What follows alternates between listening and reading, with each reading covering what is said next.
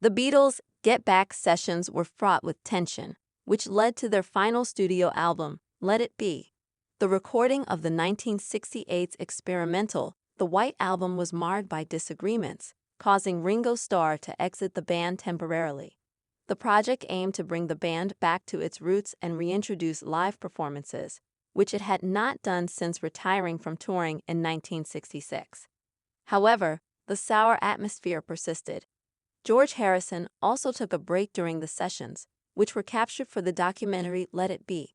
After wrapping up the White Album in October 1968, the Beatles regrouped at Twickenham Studios in January 1969, eager to record a new album and gear up for a comeback concert. Nevertheless, George walked out on January 10, reportedly dissatisfied with his treatment. George rejoined the band on January 15, under the stipulation that they would move back to their own Apple Studios on Savile Row and scrap the concert idea. Recording for the album resumed on January 21. Earlier in the month, Paul McCartney had started crafting the song Get Back, the tune of which originated from the band's jamming sessions at Twickenham. McCartney intended the song as a satire of anti-immigration sentiments, targeting the 1968 Rivers of Blood speech by far-right politician Enoch Powell. But John Lennon worried it was a jab at him. In a 1986 interview with Rolling Stone magazine, McCartney delved into the backstory of the Beatles' hit, clarifying its misunderstood lyrics. When we were doing Let It Be, there were a couple of verses to Get Back which were actually not racist at all. They were anti-racist. There were a lot of stories in the newspapers then about Pakistanis crowding out flats, living 16 to a room or whatever. He continued, revealing an often overlooked aspect of the song's creation. So, in one of the verses of Get Back, which we were making up on the set of Let It Be, one of the outtakes has something about too many Pakistanis living in a council flat. That's the line, which to me was actually talking out against overcrowding for Pakistanis. If there was any group that was not racist, it was the Beatles. The entire process of crafting Get Back was documented on film during the making of the documentary, showcasing the song's evolution from a spontaneous jam session to a polished track. McCartney shared insights into the songwriting process in notes for the single's release. We were sitting in the studio, and we made it up out of thin air. We started to write words there and then.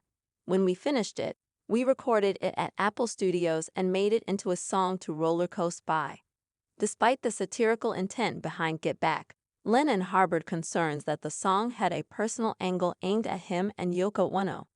In a candid conversation with Playboy in 1980, Lennon expressed his thoughts. "I think there's some underlying thing about Yoko in there." He added, reflecting on the recording sessions, "Get back to where you once belonged." Every time he sang the line in the studio, he'd look at Yoko. Maybe he'll say, "I'm paranoid." He can say, "I'm a normal family man. Those two are freaks." That'll leave him a chance to say that one.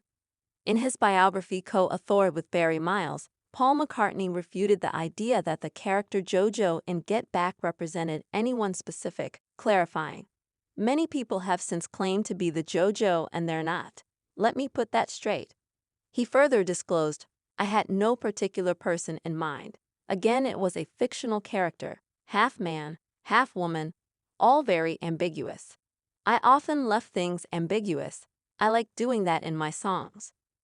Illustrating the significance of Get Back, the song was performed at the Beatles' iconic Apple Studios rooftop concert on January 30, 1969, which went down in history as their final live show. Succeeding its debut, Get Back soared to the top of the charts globally after its UK single release in April 1969. It later became part of Let It Be, the album released on May 8, 1970, just a month following the public announcement of the Beatles' split.